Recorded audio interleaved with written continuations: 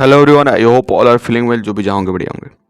और इस वीडियो में हम लोग कैलाश पर्वत के बारे में देखेंगे। कैलाश पर्वत तिब्बत में स्थित एक पर्वत श्रेणी है। इसके पश्चिम तथा दक्षिण में मानसरोवर तथा राक्षस ताल झील है। यहाँ से कोई महत्वपूर्ण नदियाँ निकलती है, ब्रह्मपुत्र, सिंधु, सतलुज इत्यादि। हिंदू सनातन धर्म में इसे पवित्र माना गया है। इसकी ऊंचाई 6638 मीटर है, उद्गरता 1319 मीटर है। इस तीर्थ को अष्टापद, गण पर्वत और रजतृंगी भी कहते हैं। कैलाश के बर्फ से आच्छादित 6638 मीटर ऊंचे शिखर और उससे लगे मानसरोवर का यह तीर्थ है। और इस प्रदेश को मानस खंड कहते हैं। पौराणिक कथाओं के अनुसार भगवान श्री ऋषभ देव ने यही निर्वाण प्राप्त किया था। श्री भरतेश्वर स्वामी मंगलेश्वर श्री ऋषभ देव भगवान के पुत्र भरत ने दिग्विजय के समय इस पर विजय प्राप्त। पांडवों के दिग्विजय प्रयास के समय अर्जुन ने इस प्रदेश पर विजय प्राप्त किया था। युधिष्ठिर के राजसूय युग में इस प्रदेश के राजा ने उत्तम घोड़े, सोना, रत्न और याक से पूंछ के बने काले और सफ़ेद चामर भेंट किए थे। इनके अतिरिक्त अन्य ऋषि मुनियों के यहाँ निवास करने का उल्लेख प्राप्त है। जैन धर्म में इस स्थान का बहुत महत्व है। इसी पर्वत पर श्री भरत स्वामी ने रत्नों के 72 जिनाले बनवाए थे। कैलाश पर्वतमाला कश्मीर से लेकर भूटान तक फैली हुई और लहाचू और झोंगचू के बीच कैलाश पर्वत है, जिसके उत्तरी शिखर का नाम कैलाश है। इस शिखर की आकृति विराट शिवलिंग की तरह है। पर्वतों से बने सुदर्शतल कमल के मध्य एक स्थित है।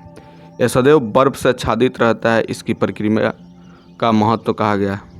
तिब्बती लोग कैलाश मानसरोवर के 3 अथवा 13 परिक्रमा का महत्व बनाते हैं और अनेक यात्री दंड प्राणिपात करने के लिए एक जन्म या 10 परिक्रमा करने के लिए एक कल्प का पाप नष्ट हो जाता है। जो 108 परिक्रमा पूरी करते हैं उन्हें जन्म मरण से मुक्ति मिल जाती है। कैलाश मानसरोवर जाने के अनेक मार्ग है, किंतु उत्तराखंड के पिथौरागढ़ जिले के अस्कोट, धारचूला खेत, गरब्याग, कालापानी, लिपुले, खिंड, तकलाकोट होकर जाने वाली मार्ग अपेक्षाकृत सुगम है। यह भाग 544 किलोमीटर लंबा और इसमें अनेक चढ़ाव उतार है। जाते समय सरल कोट तक 70 किलोमीटर की चढ़ाई है, उसके आगे 74 किलोमीटर उतराई है।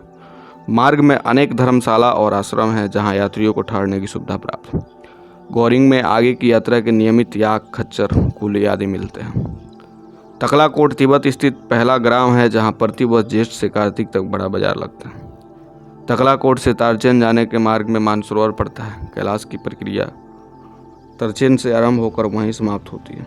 तकलाकोट से 40 डिग्री पर मंदहता पर्वत स्थित गुल्लरा का दारा की ऊंचाई पर इसके मध्य में पहले बोइर और मानसरोवर और दायर और राक्षस ताल है। उत्तर की ओर दूर तक कैलाश पर्वत के हिमाच्छादित धवल शिखर का रमणीय दृश्य दिखाई पड़ता है। दारा समाप्त होने पर तीर्थपुरी नामक स्थान है जहाँ गर्म पानी के झरने। इन झरनों के आसपास चुनखड़ी के टीले हैं। प्रवाद है कि यहीं भस्मासुर ने तप किया और यहीं वह भस्म भी हुआ। इसके आगे डोलमाला और देवी खिंड ऊंचे स्थान है। इनकी ऊंचाई 5630 मीटर है। इसके निकट ही गौरी कुंड है। मार्ग में स्थान पर तिब्बती लमाओं के मठ हैं।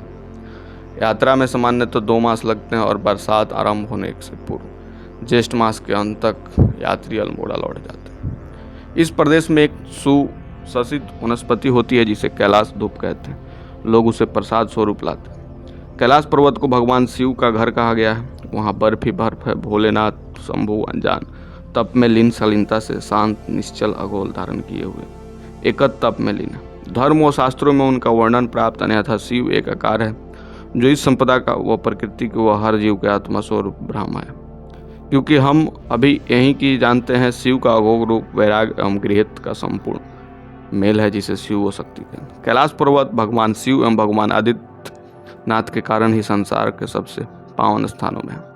कैलाश पर्वत के विषय में हमारे संस्कृत साहित्य के अनेकों काव्यों का वर्णन मिलता है, जैसे कि महाकवि माघ द्वारा रचित शिशुपालवध महाकाव्य के प्रथम सर्ग के वर्णन यहीं से मिलता है। तो ये थी कैलाश पर्वत से रिलेटेड थोड़ी सी इन्फॉर्मेशन। आपको कैसे लगे कमेंट करके बताएंगे।